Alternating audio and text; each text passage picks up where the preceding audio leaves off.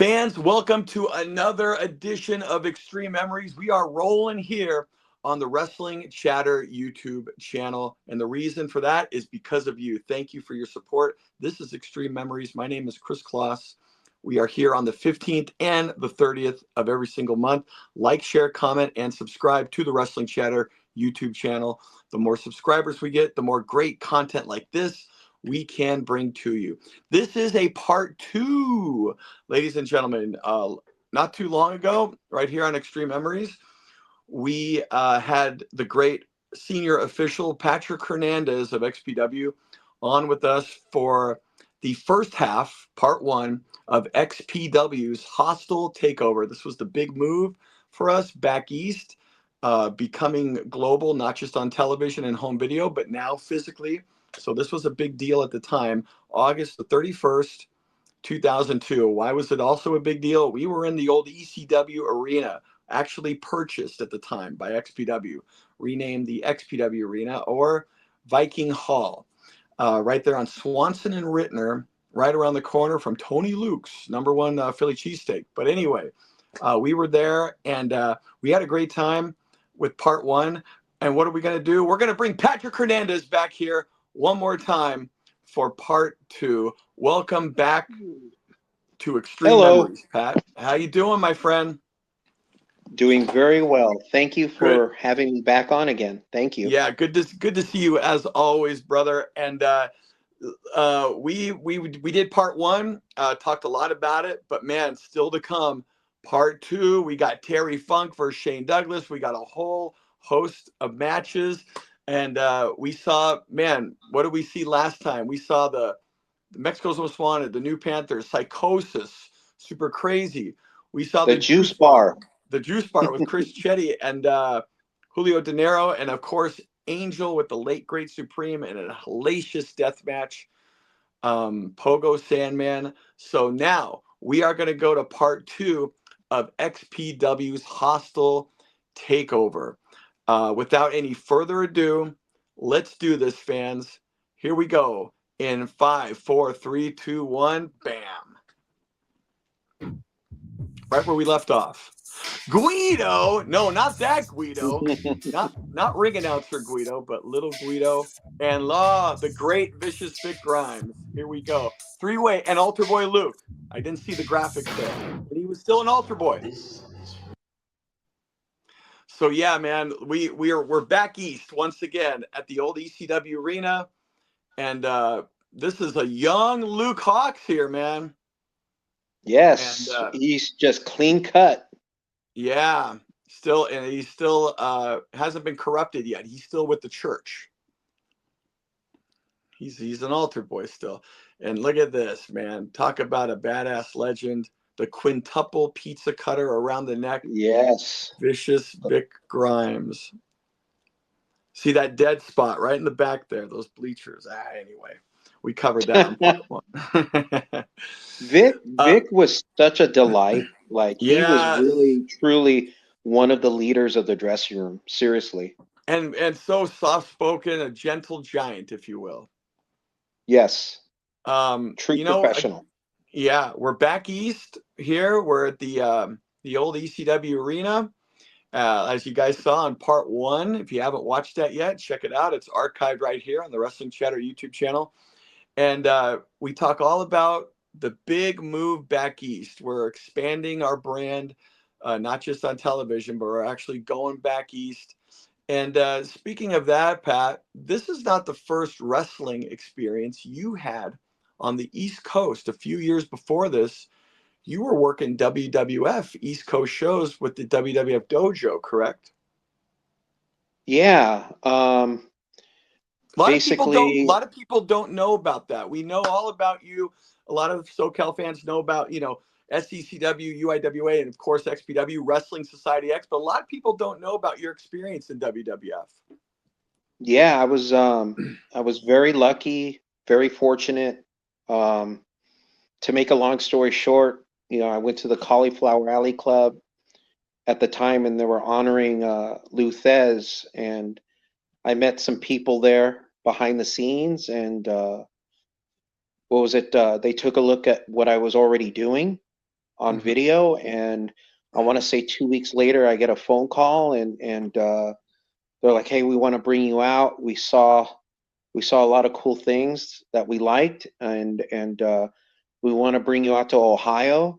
We're gonna fly you out of LAX, and um, to be honest, I was very nervous, very scared. When I heard all that, and um, my dad took me to the airport, jumped on the plane, met some important people out there. Right. Met Killer Kowalski. He was running the show at the time. So way before NXT, they had the dojo, these dojo shows Right. where it's pretty much an indie show, but it's with WWF stars and future stars that they're building. Right. And at the time when I got there, they had Jeff Jarrett, they had Jim Cornette, they had Al Snow was there. Right. Dory Funk Jr. was there. He was the head trainer, Dr. Tom Pritchard. And then a Ooh. lot of the guys that they brought in that were just developing, that weren't on TV yet. I got to work with like Kurt Angle, the Hardy Boys, Sean Stasiak, even some of the female wrestlers. But yeah, I mean, they were flying me back and forth, and I got to work with a lot of guys that were being developed at the time. And yeah, it was fun. It was a new experience for me. My first ever going back east and learning Ooh. what wrestling is versus West Coast wrestling. Yeah. There's a lot of little differences. But yeah, it was a great experience for me. And, you And know, I, and I, I was there for a while. and what's great about that is you were noticed before XPW, before you had ton of mainstream television exposure. So that says good tributes to you, my friend. And yes, not just saying this because you're on the show. One of the great referees in pro wrestling history, you, my friend. Really. Oh, I thank you. Thank you, Chris. I Yeah, appreciate no, that. not even You a know, question. Not even a question. And of course, you've done a lot, man. You PWG as well. And anything else I'm leaving out, please. I also did, even before the WWF dojo, I worked for Yokozuna and his wrestling promotion in Sacramento. It was Hmm. him and the Tonga Kid, Fatu. Right. I was doing a lot of work for them, and I ended up working for him not just in Sacramento. I started doing shows for Yokozuna in Las Vegas. Started working with a lot of the old veterans. They would bring in. Actually, that was like one of the first time I started working with Sabu. Mm. And Cowboy Bob Orton, uh, the Head Shrinkers, Superfly, Honky Tonk Man. I got to work with all those guys, Right. and so it's I learned a lot from them, and the experiences that I had with the locals, the West Coast indies, and then working with Yokozuna, learning their style, learning how they work, and at the time I was the only referee. I didn't Mm. have any other referees, so I would do their shows all by myself, Wow. and that was one of the things that I mean, I don't know. I mean, I guess that kind of sealed the deal for me. Wow. After doing the first show, and then getting a phone call from Yokozuna and say, "Hey, you know what? I really liked your work. The boys like you. Would you be interested in going to Vegas? I'm going to do shows in Vegas," and it opened up a lot of doors for me. Yeah. And then of course the dojo, the WWF dojo, and then Pro Wrestling Guerrilla. With Pro Wrestling Guerrilla, they were bringing in a lot of talent from Ring of Honor, and I got to start working with them, and a lot of the talent now through Pro Wrestling Guerrilla is now either in AEW or in WWE, but a lot of the guys that you see now on television, I refereed their matches. So I've had a long history with a lot of these guys, and to see them where they're at now, it's quite gratifying for me because I used to know these guys and work with them at an early stage in their careers. So Right. it's been awesome. It's been an awesome journey. Yeah. Here we go. Yeah, and when it rains, it pours. You know, you had the WWF, and then here we start XPW, which was a big opportunity. So, boy, when it rains, it pours, and it was pouring for you at the time, man. It was just awesome. I was never home every weekend. You know, I had my normal job, but every weekend I was gone. I was Yeah, traveling, and to be honest, it's kind of funny, but my father, you know, he was kind of critical with me, and he really didn't care for me doing the whole wrestling thing. And I mean, as you know, Chris, I was always a baseball guy. I played yeah, for many, many that's right. years, and you know, We are both card collectors, so we always had that card in common. collectors, yeah, Yeah, absolutely. So my dad gave me some heat, you know, why are you wasting your time with this? And but boy, man, that changed after cauliflower. Once I started getting phone calls, and yeah, well, he says he's from the WWF, and you know, at the yeah, time, you know, it was funny, and then my dad changed his tune, and he would take me yeah, to the airport, and he would pick me up. So who did you work with? You know, yeah. he became And my then biggest fan, and he accepted it. and then enter XPW Wrestling Society X. Then now they're seeing us on television. Like, oh, okay, all right, Yeah, baby, okay, yeah, don't. It's okay. yeah, exactly. It's like, oh, okay, Yeah, now I get it, you right. know.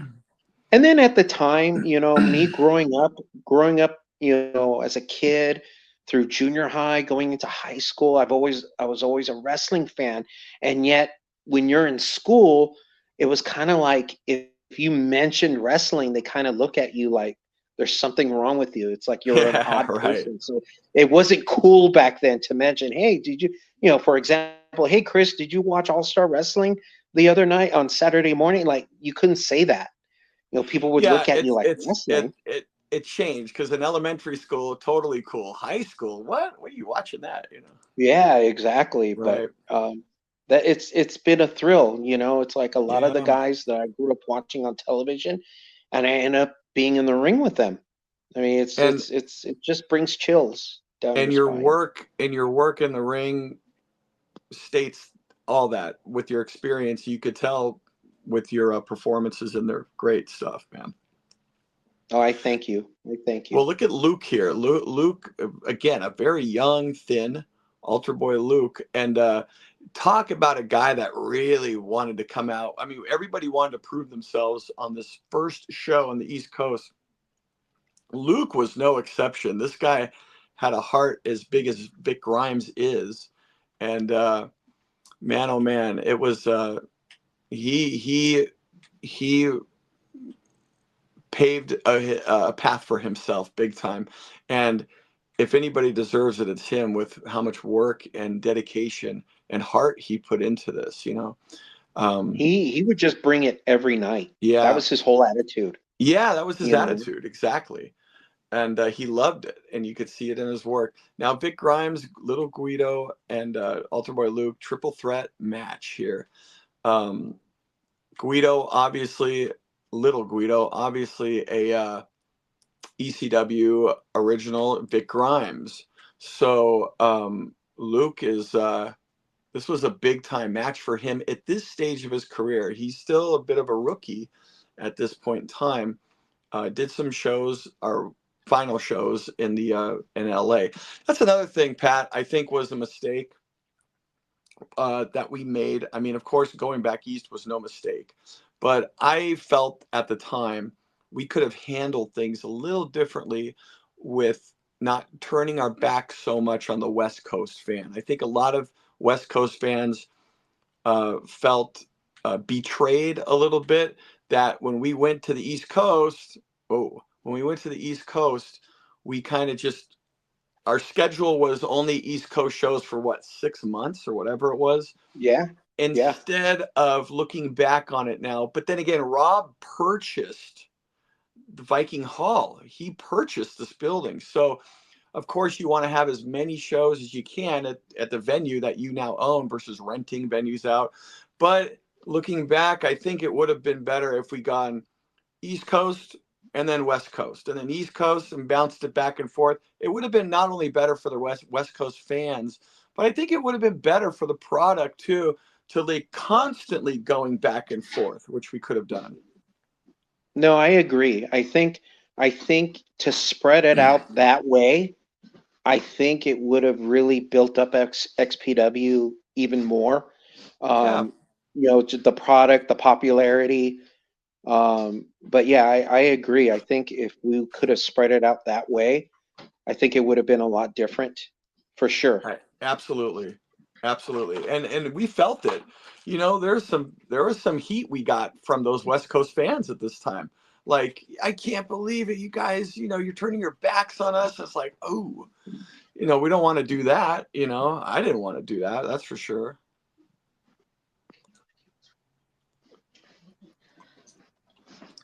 But yeah, this was one of those. So we had tag team, we had triple threat, singles matches, of course. We got the title match coming up. And maybe get some audio here, George. Little Guido trying to pop that knee out with a submission hold. Grimes has got to get to the ropes. Reverse this hold, or this could be curtains for the big man. And Grimes, yes, Grimes to the ropes. Finnegan forcing Guido to break the hold, but Guido's got to stay right on this big man because so quickly envisions Big Grimes turn the tide to his advantage. All it's going to take is one swift move. Irish whip reversal. This is Big Grimes. Reverse Oklahoma Stampede. And little Guido gets a face full of canvas. I haven't seen that move in a long time. Right there. The Oklahoma Stampede. From the big man. From Oklahoma. Yeah. I haven't seen that done in a while, come to think of it. Surprisingly, Big Grimes, though. See, once again, you're looking at XPW wrestlers working with ECW wrestlers. Right. And especially with Luke. 1, 2, no, come on. Guido over Grimes? I don't think so. I actually can't remember who won this match. You know what? I can't. Oh, here we go. Look at this one. Whoa. Styles clash, right? Yeah. There you go. That's more like it. Vic Grimes gets the Duke. Now, do you remember the story when he got busted at the airport? Oh. Because of his pizza cutter? Yes. Yeah. That poor guy. And he's in the terminal going through security, because I remember he was telling me, and he had like bandages on his forehead, and the security's looking at him like, man, who's this guy? And they checked his luggage, and there you go. The pizza cutters. That's right, man. This was a great match. This was a damn good match. TV title, ladder match. This is another classic. Yeah, I don't think the belt was hanging, but the ladders were used, if I remember correctly. Yeah, I don't think it was where the belt was hanging. But there we go. Once again, ECW versus XPW in a sense, right? Absolutely. I can't emphasize enough how well Rob and Kevin infused former stars of wherever, ECW or wherever, against XPW. You weren't going to come in and just have a main event match against your peer. You were now in XPW. You know what's so funny too is I do remember like some of the ECW guys when they were coming in and knowing that they were going to work programs with some of the local guys, the West Coast guys. That was a big thing too with some of them, like, well, how are the West Coast guys? Are they going to be able to work? And I'll never forget Shane Douglas told the guys, no, they can work. Yeah. They know Yeah. what they're doing. And I think that was a big deal for Shane to put over the local guys like that. Right. You know, I mean, it's Shane Douglas, number one, but to get that type of a compliment, I mean, that says a lot of what, you know, of what a lot of the local guys, all the dedication and all the hard work that they put into XPW. Yeah. Chris Hamrick was a great talent, man. Yeah, he was. You know, Yeah. I never knew he was part of a I saw it on YouTube, but it was him versus the 1-2-3 Kid. Yeah, right. And he did that one spot where Yep. he flew through the ropes and like landed really hard. Right. And like the commentary on WWF television where they couldn't, you know, talk enough of it. I mean, it was just a huge hard spot there that he took. And it was a jobber, you know, and they talked Yeah, about him yeah. in that sense. He was a jobber. Right. But what a great addition though to the roster was Chris Hamrick. Yeah. You know, he was another one. He was real easygoing. Yep. Like you can approach him for anything. Absolutely. You know? Absolutely. And then teaming up with Smothers as Southern Comfort. That was another great team. That's genius right there. You know, God rest his soul too. Yeah, the late great Tracy Smothers, another awesome guy. And they were actually supposed to, right as before XPW closed its doors, they were set to win the tag titles, but then that was it for the company. Because it went from Mexico's Most Wanted to Euthanasia, right? And then these guys were set for the next show to win the belts, but next show never occurred, and that was the end of XPW 1.0. And you know what? See, again, that's something that there was a lot of possibilities on the horizon for XPW. There was a lot of stuff written on paper, you know, that hey, we're gonna do this, we're gonna do that. I mean, can you imagine? I mean, what it could have been? You know? If things kind of panned out differently for Rob in his life, and these are some great spots right here, but if things panned out differently, yeah, I mean, this was just the beginning of us on the road too, by the way. You know, like you said, on paper, you know, we were going to go down south, we were going to go to the Pacific Northwest, the Midwest, you know. Ooh, look at that. Great match, man. This is good stuff here. You know, this was very vintage innovative. XPW. Yeah, very innovative, these two. You know, what they came up with here in this, you know. And you could see how smooth they're working. Yep. I mean, it says it all. Yeah. This was a solid show all the way through. There were no stinkers in this show, really, at all. I mean, we've mentioned it like in the first show, you know, going over this the Hostile Takeover, the first part, but again, it's like, you know, everybody brought their A game. You know, once the show started, the butterflies were out the door. You know, let's go out there and let's bring the house down. And they did it. They truly did, from top to bottom. 100%. 100%. Yeah, good stuff here. And you know what? You got stuff here.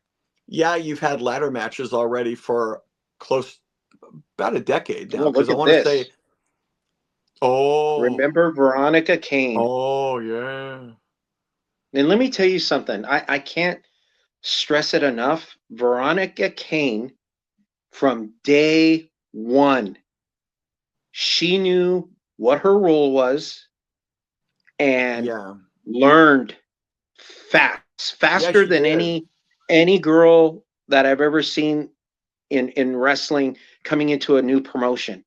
Right. She knew where to be, when to look, when not to look.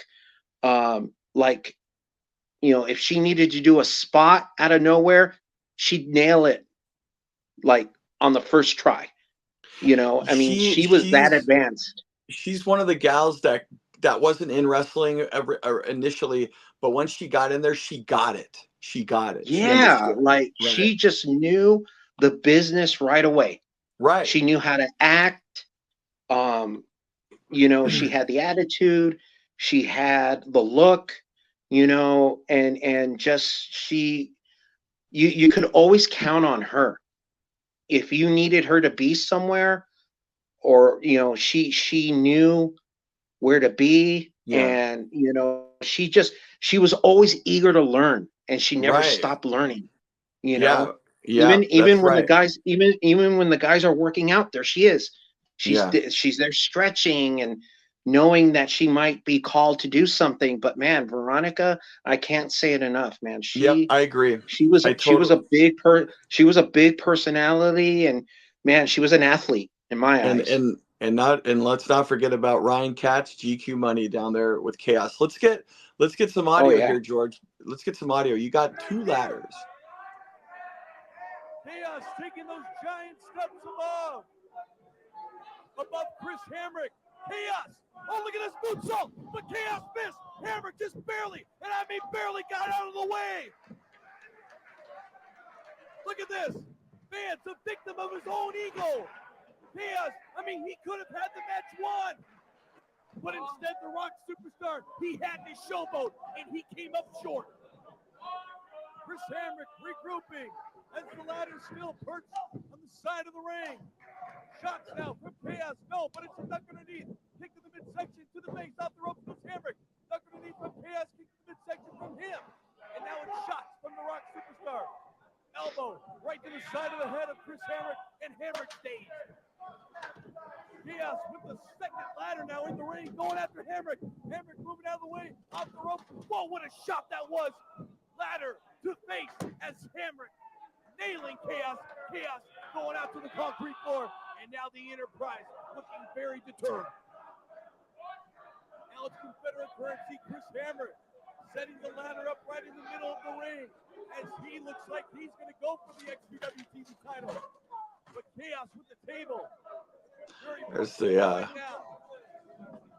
Hamrick setting this ladder up. What the hell is he doing? It's on the side of the ring, but GQ Money in the ring, grabbing the leg of Chris Hamrick. Hamrick trying to shove. GQ Money up. Flying guillotine. Wow. Flying guillotine from the ladder. Yeah, dude, this, I'm telling you, man, this was awesome match. And ladder matches on a mainstream, I remember it was Brett, Sean. Brett was Intercontinental, and Brett had the idea from Stampede Wrestling with the ladder match, but then later on kind of HBK and Razor got the credit, but really it was Brett that brought it in. But that was 92.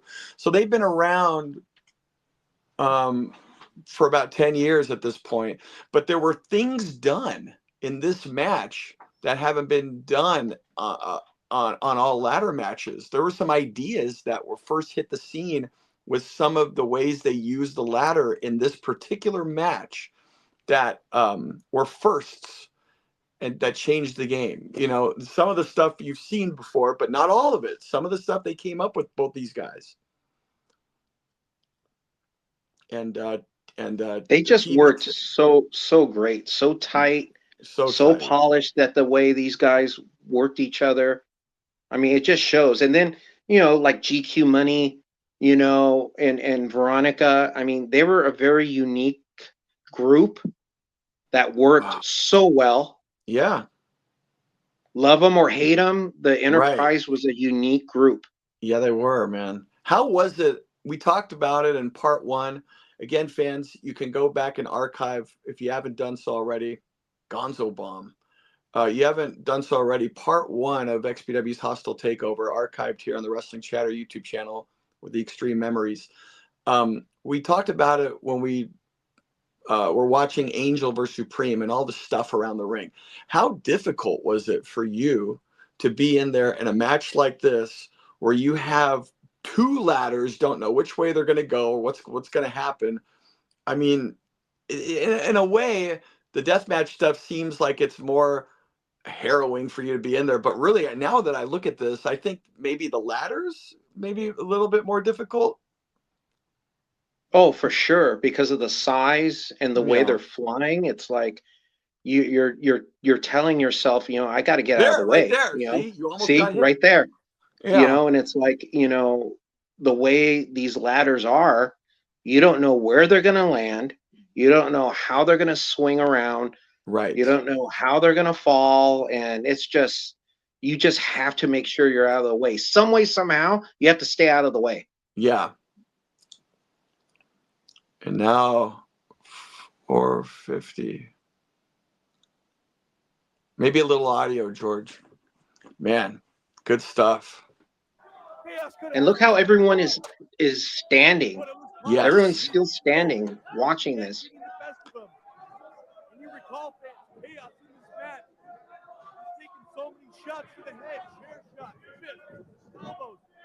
Obviously, this man not in his right mind right now. Chop from Hamrick. But we can also see that Hamrick is busted open as well. Irish whip. Oh, right to the ladder goes Chris Hamrick. Perched on the side of the ring.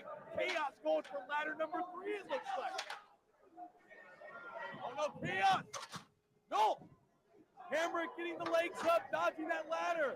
Chaos looks like he's making a ladder sandwich now. These ladders. But you see, what's making this work is the creativity that these guys have. That's it. Again, there were some firsts in this match, and they wanted to save it for this show. Like if you are a part of a match on, let's say, the indie circuit, and it doesn't get TV time, but there's somebody there that sees it, you want to do it on a match like this, on a show like this, that, the first time is going to be on television. So there's no time for anybody to steal something, and this was a great example of that. Again, Chaos and Hamrick, they just worked so well together. Two totally different backgrounds, two different styles. But man, oh man. And again, too, you need to have this type of a match. Yeah. In Philadelphia under XPW. It's the same with Angel and Supreme in the death match. Right. The type of match they had, but now you got a ladder match. This is something you definitely need. Okay, I was wrong. The belt is hanging above. I just couldn't remember if it was or not. I didn't see it in the beginning, but yeah. Why else would it be a ladder match? Duh. Yeah, there it is. There it is. It's late. Yeah. So yeah, see, he doesn't go for the belt, but he does that. Oh my goodness. Yeah, Chris Hamrick put himself on the line multiple times, man. And I do remember in my earpiece, I would hear Rob. Oh my God. Yeah. I would hear him, like he had his own little commentary, but it was more of a fan, because I would hear in my earpiece just oohing and eyeing and just, having a good time. And look, the reality is we were all fans. We're all fans, and you gotta be. Absolutely. Yeah, you gotta be. And look, you're not gonna put on a good product if you're not a fan, right? So, absolutely. See, this is the first time you saw that in a ladder match, the stuff here. In a ladder match. Yeah. And let's face it, I'm pretty sure a lot of the other, organizations at the time would study stuff like this from XPW. 100%. Yeah. There were little hints at the time. I remember like for sure. What was it? The Jamie Noble came up with the white trash kind of gimmick with the girl like Jessica. Like there were, you could tell, especially if you worked in it, there was influence here and there. It would never be absolutely. Yep. And what do you think about this? What do you think about this, Pat? When the XFL, the original XFL was founded and all that the name of the LA team was the Xtreme with an X. Yes. Yes. Right. See, and it was so there was a lot of info. Do you remember the wrestling promotion that started with Hulk Hogan, Mean Gene Okerlund, Piper, and it was similar to XPW, even the logo? It was like XP. Yes. Well, tell me if there wasn't any XPW influence in that. not only that, but again, the original XFL Los Angeles was the team called the Xtreme. And Yeah. we were making waves at that time because that was founded in 2000 and we were at the sports arena. But also too, look at the original, not the new one, but the original 2001 XFL logo. It's the exact same with XPW, but the colors are just reversed. The X is black on XFL and the letters are red. Where with us, we had the red X in the back. It was very similar. Yeah, we Very similar. XPW influenced a lot in in a lot of things. So But yeah, but a lot of people just would never have given it the credit or even admit that it no. came. And that's wrestling. That's how it works, not just with XPW, um but yeah, Chaos, he's got that Clockwork Orange. Smiley Ryan Katz always incorporated Clockwork Orange into his character.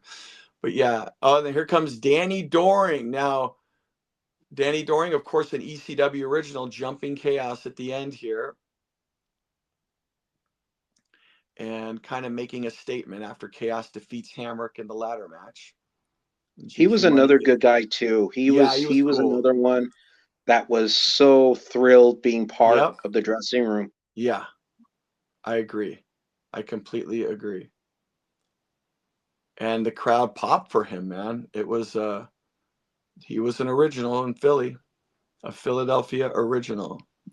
I mean, it's kind of funny, but when you look at this show, you could have easily billed it ECW versus XPW, and Right. yet, it's just, it's just so you see how some of the newer guys are working with our guys, and it just works, you Right. know. Yeah, yeah, yeah, yeah. And that goes back to like what you were saying about there he is. Of all the plans that were in effect. Again, not only the stars coming in, but travel. This was the beginning of taking advantage of our nationwide syndication. Yes, absolutely. Yeah. And we even had, I remember, and again, you and I would talk about this too. I mean, there were times at the XPW offices, I would talk to Kevin, and, you know, he was getting messages from a lot of WWF wrestlers at the time that were being Right. released, and Mm-hmm. they wanted to come to the West Coast. They wanted to be part of XPW. They also wanted to keep their TV time current and up to date, and they wanted that exposure. And we looking back at this, man, it was quite the big deal. Again, I always reference television, but man, that was such a big part of all this. Huge. Number one, the fans. Number two was TV. It was because when we went into these other markets and you see the people are just as familiar as the people in LA, you gotta feel for it. Big time. Yeah, it's really nice to see, like, on some of the XPW television advertisements, you would see like different states, being advertised. That's Yes. showing XPW television. I mean, Right. we were part of all that. I mean, it was Yeah. going in a lot of different parts of the United States. I mean, we And, we were and we were there was no other West Coast promotion. Honestly, at that time too, I don't think there really was a lot going on. XPW opened up the doors for a lot of wrestling promotions in the West Coast. It literally right, blew right. up after Yeah. XPW, Yeah. with Pro Wrestling Guerrilla being one of them, Right. and then later on, a lot of other promotions started popping up. But XPW opened up a lot of doors in the West Coast for the Ladies future and of wrestling. gentlemen, yeah, ladies and gentlemen, your main event. The franchise, Shane Douglas, the XPW World Heavyweight Champion, defends against the living legend Terry Funk. And again, it's for the World Heavyweight Championship. Okay, let's get a little. Very, very controversial. Yeah, how about some uh early stage match audio here, please, George. Area back to challenge the franchise Shane Douglas for the XPW World Heavyweight title. And oh my goodness, look at this. The fans are starting to throw chairs into the ring. Shane Douglas backing off, fearing for his life, as this guy is nuts. The living legend, Terry Funk, 58 years old and crazy. And the XPW title now officially on the line. Look at this, Terry Funk throwing chairs left and right, throwing chairs at the franchise. Middle-aged and crazy. And the Yeah. franchise Shane Douglas thought he was going to get out of here scot-free with the XPW title around his waist. Chasing the photographers now out of the building. The hardcore legend from Amarillo, Texas. He wants the gold. He wants the XPW World Heavyweight title. He wants to prove that he was the man that made ECW. He wants to prove that he's going to be the one that's going to carry XPW to the promised land. A full moon tonight in Philly. Terry Funk hammering away on the champion Douglas. About ready to ram Douglas somewhere, anywhere, as far as Terry Funk's concerned, over the top of the guardrail.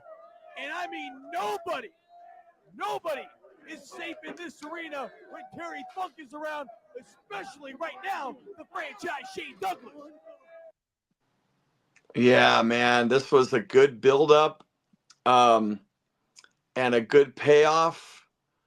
And the people were into this. And man, you talked about, Pat, the guys that were excited to be a part of it.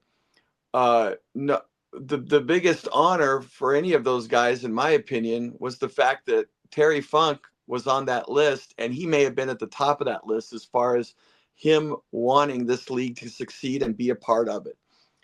See, now I'm gonna go back. Sorry, I'm gonna go back. I know if for the fans that missed it, all this area would have been empty on ECW, and those bleachers would have been all the way to the ring, but it would have been dark over here. Again, we left the house lights on, which was a mistake. We should have just left those ring lights on only. But anyway, the two guys are fighting, and they're fighting outside the ring, and there goes the trash. No, you're mentioning about Terry. I mean, what an honor just to work with him. And, Yeah. you know, he was another wrestler that would give me chills just talking to him, talking about the wrestling business. But what a class act, you know, I know. Rest in peace, Terry. We Yeah, miss man, you. Talk about a guy that will be missed. I mean, he would talk to everybody. Yeah. Everybody in the dressing room. Yeah. And like, you know, like you said earlier, he wanted this product to succeed. Mm-hmm. And just a class act, very humble, you know. I mean, he's another guy you can approach him at any time and, like, you know, talk whatever, you know, and he was just honest, you know. You know, I'm just very fortunate to have spent a lot of time with him. Yeah. And you know, it's just, you know, I can't say enough about Terry Funk. Right. Look at this match. It never even started, nothing in the ring. Now let's get some audio here. We'll talk about this a little bit. What the hell could possibly be going on outside now? You're out there now too, Pat, with Finnegan. Yes. There's the blood on the wall from the head. Now watch when he picks the bottle up, fans. So he breaks it finally. Now going after Shane. However, right here, this is when he did it. This is when he did it right there. And he did it for real, fans. This is how much this guy wanted to make this night a huge night, for not just himself, but for the company, and just kind of be put. Yeah, right Yeah, there, you don't even see blood coming out. It's just pure muscle coming right. out of his arm. So this was a shoot, but done as a work with these. Okay, thank you. This was now they come back into the arena, so nobody saw what happened, right? The video monitor just has our logo on it, but um, Terry Funk sliced his arm open with that beer bottle for real. He cut himself, and there was muscles protruding out. I want to say they censor it here, like you don't. They had to cut it for TV, and unfortunately I guess they left it cut because Webb just edited for the TV, and I think they just left that version in the home video. Man, I could be wrong about that. If I'm wrong, if somebody out there knows, correct me, put I on the comment. I do remember when we were outside. When I left Terry, I went over to Shane and I told him what was happening, and he was kind of like lost, like what happened? I'm like, he's cut. He's Yeah, got a deep cut on look at that that. forearm. Oh, they do show it here. Look at that. Okay, Oh, this is the yeah, home. This is the home video version. Okay, it was not for TV. They had to put a little cover on that. They put like the XPW logo over that cut. So his arm is sliced open. You could see the muscle underneath his skin, like it was unfreaking real. And remember what happened, Pat, in the dressing room? They basically worked the boys oh, because Shane, classic. yeah, because Terry Funk was in there like getting medical attention after this, and Shane barged in like, "Where the fuck is Terry? You piece of shit!" They did this in front of the boys, and everyone's like, "Uh oh." But Oh, then we were, everybody was stunned. That yeah, whole dressing room was stunned. look at that. You Okay, there it is. right You could, there. yeah, it's wide open. That's oh yeah, look at that. So that was okay. They did show it on this. This was a home video, right? So It's so all muscle. yeah, it's all muscle, and they worked the. I think a couple of us were like, I think they're working, but don't say anything. Remember that, Pat? Remember Yeah. we? Oh, Yep. yeah. I think you and I were at the same table back there. We're like, I think they're working, but the press was there, the PWI and all that. They were there, and that Yes. was the whole point of this. They were working, and then so it I think it worked. The work worked, right? But it was a shoot within a work. He really cut himself to He make it really cut look, himself. in order to make it believable for the boys, for the press, of course, for the fans.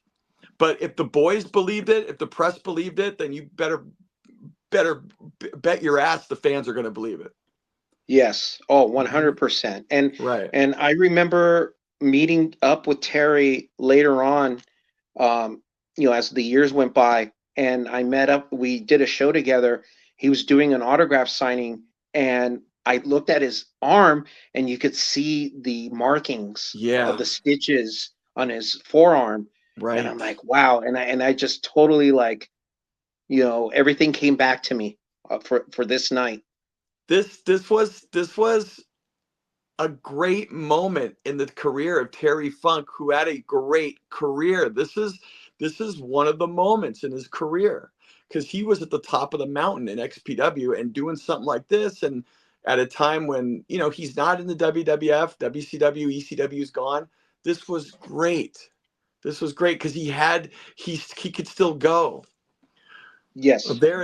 there it is, fans. And like it says there, thank you for watching Xtreme Memories as well as Hostile Takeover. Do not log on. That website does not exist anymore. Um, but yep, and we got, plugging our old DVDs, Blown to Hell, Damage Incorporated, Free Fall, XPW Home Video. And that's something that I'd love to get on, watch on Xtreme Memories is, of course, Free Fall. But well, we completed the entire event. Again, that was XPW's Hostile Takeover from Philadelphia, Pennsylvania at Viking Hall / the XPW Arena / the ECW Arena on August 31st, 2002. That was the first event for XPW out in Philadelphia. And what a way to to make our debut, to make our splash. Because I mean, as far as I'm concerned, looking back at that show, it holds up and it delivered. There were no stinkers on that show. It was from the opening bell to the end of the main event. It was a wild, great, well produced, well delivered night as far as I'm concerned. And I'll be the first one to tell you, we didn't always deliver, but I think that show did deliver. And yeah, the Terry Funk thing at the end, you know, knowing that he really cut himself like that, and he did that. That's the kind of guy Terry Funk was, folks. He sacrificed himself and did that to get us over the top, to make it believable, to get press, to work the boys in order to work the fans, to create intrigue, to create interest, and putting his physical body on the line. I mean, man, who knows what could have damage he could have accidentally done to himself right there. But he did that. Shane Douglas was on board. He was the champ, obviously. But what a show, Pat! What a trip down memory lane. Again, you know, just going to the airport, taking off from LAX to head out to Philadelphia and landing and getting to the hotel and feeling the vibe and going to the Viking Hall and starting to meet the fans of the East Coast and seeing that they're just as knowledgeable as the ones on the West Coast. And big time exciting feel at that time, my friend. Oh, definitely. I think the flight back home became a lot easier after the show was over. And after the show was over and knowing that we delivered, we put on absolutely. a bank. And I think that's one of the things you could see on their faces, you know, the dressing room, like Yes. we did it. Yeah. This was a huge step for XPW, and we did it. You know, we hit the home run, we hit it out of the park. You know, and especially for the local guys, like, you know, this was something. This was a statement for them. Right. So, you know, going to the East Coast and, you know, displaying your talent in front of a different part of the United States. I mean, it showed, you know, and Yeah. it was just a great time. You know, it was a very important show for what it was. And like you said, you know, this was a great show from top to bottom. And, Yeah. you know, the action was nonstop. But yeah, you're right. XPW delivered. And everything meant something too on this show, you know. Yeah. Looking back on it now, and again, I think it absolutely holds up. And not only does it hold up, but you're going to see a lot of things that some stuff you're not going to see in wrestling anymore. Again, concussion protocols and things like that, you're just not going to see in wrestling anymore. But Pat, this event was selected by you, my friend. Can't thank you enough for your selection, your specific selection, and being able to go down this rabbit hole of memory lane, of extreme memory lane. And, you know, the XPW 1.0 era, that was the original. We were on here with Mike Hartsfield documenting the 2.0 era of Cold Day in Hell and the 10-year anniversary show. The lost footage we're hoping to find one day, fans, of XPW X in 2009. And then, of course, both of us were involved with the recent 3.0 era, Pat, which is right now taking a hiatus, if I understand correctly. But my friend, you are seen in all these eras. Wow, I feel old. To tell you the truth, I feel old. But no, it's been fun. You know, who knows what's going to happen for next year. You know, Right. But you know, just to turn the clock back and revisit the XPW years, doesn't Yeah. matter which year. I mean, it's always great to see the history of how XPW left its mark on wrestling in the West Coast and That's beyond. right. That is right. And we want to thank you, fans, not only for back in the day, for making it even a possibility that we existed and we got to do what we got to do, but we want to give back to you, fans, and Patrick and I, and George, we were actually talking before this, and thank you, Pat, because we want to extend that out to you fans, the fans that were there, the fans that made XPW work, the machine run, and the heart and soul of XPW. We want to get some feedback from you, and even have a fan or 2 or 3 or 10 or 20, whatever, on Xtreme Memories that were there, that were a part of it, that had memories, even maybe some photos, some pictures, whatever it is. Hit us up, because we want that perspective from people that weren't just in XPW in front of, or the tech guys behind the camera, but you guys that were in the audience, that were watching on TV. So hit us up here at the Wrestling Chatter. Drop a comment down there. And again, thank you, fans, once again, for making Xtreme Memories a thing, here on the Wrestling Chatter YouTube channel. Like, share this video. Let me say that again. Share this video with some fans that you think might be interested, or that haven't seen this stuff in a long time. Like, share, comment, drop that comment, and subscribe to this channel, fans. The more subscribers we get, the more shows like this we can bring to you. That was it. Hostile Takeover, Philadelphia, Pennsylvania, Viking Hall, ECW, XPW Arena, August 31st, 2002, the debut of XPW in Philadelphia. And thank you, Pat, once again, for selecting this particular show. I had a lot of fun and very impressed Me looking too. back at the show that was delivered here from Philly by XPW. Patrick Hernandez, the great senior official of all senior officials, west of the Mississippi, of course. The great Patrick Hernandez, my friend, my brother. Always good to see you, and thank you for joining us on Xtreme Memories, buddy. Thank you so much, Kris. Love you. Love you too, Happy man. holidays Yes. to you too, George. Thank you to all the XPW fans. And yeah, by all means, let Kris Kloss make you into a star. If you're an XPW fan, let him interview you. We want to hear your side of the story of XPW. But Let's thank do you that. again, Kris. Thank you. Thank you, Pat. Thank you, Pat.